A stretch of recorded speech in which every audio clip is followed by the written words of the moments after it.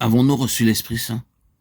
Sinon, nous n'avons aucun droit, quel qu'il soit, d'être un membre de Christ, de son corps, l'Église. C'est là que cela commence. Mais le fait n'est pas suffisant, la fonction est nécessaire, et pour que le corps fonctionne, il est non seulement nécessaire que les membres reçoivent l'Esprit Saint, mais que l'Esprit Saint puisse avoir sa pleine place dans chaque membre. Sa pleine place. Le corps peut seulement fonctionner quand l'Esprit a sa pleine place. Sa place tout entière donnée dans chaque membre. Maintenant, l'ordre des choses, non pas chronologiquement, mais spirituellement, est très clair dans la disposition du Nouveau Testament. Les Romains précèdent les Corinthiens, et les Corinthiens précèdent les Éphésiens, et c'est forcément ainsi spirituellement. Les Romains introduisent la croix principalement pour mettre de côté l'homme naturel. Les Corinthiens ont pour intention, insistance et distinction de donner à Christ l'absolue seigneurie. Tout le trouble à Corinthe provenait du fait que le Seigneur Jésus n'était pas à sa place en tant que tête souveraine, comme Seigneur. Et la parole de l'apôtre déclare: nous proclamons le Christ Jésus comme Seigneur. Il faisait Seigneur des hommes. Paul, Apollos, Pierre, il mettait des hommes à la place du Seigneur Jésus, il mettait des choses, même les dons spirituels, à la place du Seigneur Jésus. Il ne lui donnait pas sa juste place comme tête souveraine. Et la lettre a été rédigée dans ce but. Les Romains mettent de côté l'homme naturel. Les Corinthiens amènent Christ à sa place de Seigneur. Alors, la lettre aux Éphésiens peut s'introduire comme appuyée sur ces deux principes. L'homme naturel mis de côté et le Seigneur Jésus établi comme Seigneur. Et vous avez le corps présenté et fonctionnant sur cette double base.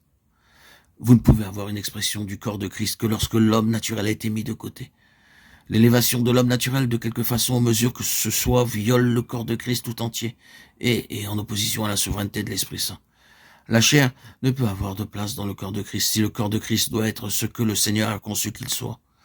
S'il doit fonctionner, alors le Seigneur Jésus doit être absolument le Seigneur pour chaque croyant. Les choses sont ordonnancées de cette manière, puis, bien-aimés, la méthode de l'Esprit est de nouveau révélée dans sa sagesse, en continuant par les Colossiens.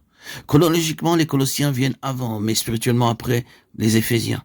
Les Colossiens présentent le plein héritage en Christ, le fait que la plénitude de Dieu est investie en Christ, qu'il est la somme totale de toute la plénitude divine. Les Colossiens sont, dans le Nouveau Testament, la contrepartie du livre de Josué. Christ est l'héritage. Christ est l'héritage. Il est la terre promise, découlant de lait et de miel, la terre riche et fertile. Il est tout cela.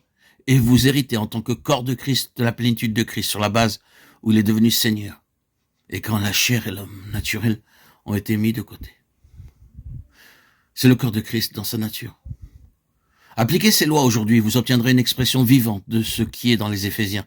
La raison pour laquelle aujourd'hui nous n'avons pas ou tellement peu l'expression de ce qui est dans les Éphésiens, de ce corps agissant puissamment dans les lieux célestes, c'est que l'homme naturel n'a pas été exclu et que Christ n'est pas à sa place en tant que Seigneur absolu.